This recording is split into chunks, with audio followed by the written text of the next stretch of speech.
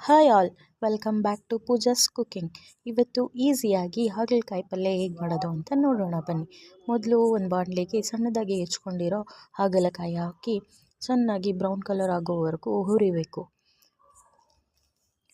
ಆಮೇಲೆ ಇನ್ನೊಂದು ಬಾಣಲೆಗೆ ಎಣ್ಣೆ ಹಾಕಿ ಸಾಸಿವೆ ಹಾಗೂ ಹಸಿಮೆಣಸಿನ್ಕಾಯಿ, ಈರುಳ್ಳಿ, ಟೊಮೊಟೊ ಇದೆಲ್ಲ ಹಾಕಿ ಚೆನ್ನಾಗಿ ಫ್ರೈ ಮಾಡಬೇಕು. ಸಾಸಿವೆ ಎಲ್ಲ ಚಟಪಟ ಅಂತ ಸಿಡಿಬೇಕು. ಆಮೇಲೆ ಹಸಿಮೆಣಸಿನ್ಕಾಯಿ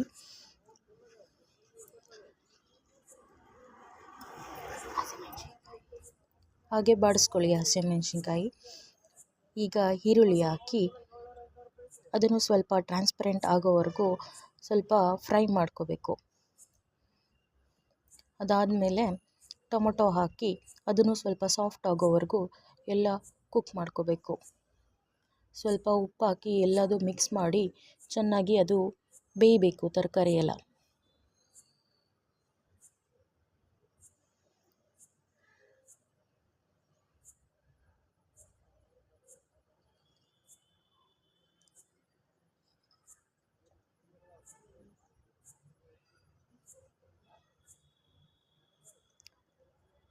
ಈ ತರಕಾರಿ ಎಲ್ಲ ಬೆಂದ ಮೇಲೆ ನಾವು ಏನು ಫ್ರೈ ಮಾಡಿರ್ತೀವಲ್ಲ ಹಾಗಲಕಾಯಿ, ಅದನ್ನು ಇದಕ್ಕೆ ಹಾಕಿ ಮಿಕ್ಸ್ ಮಾಡಿದರೆ ಆಯಿತು.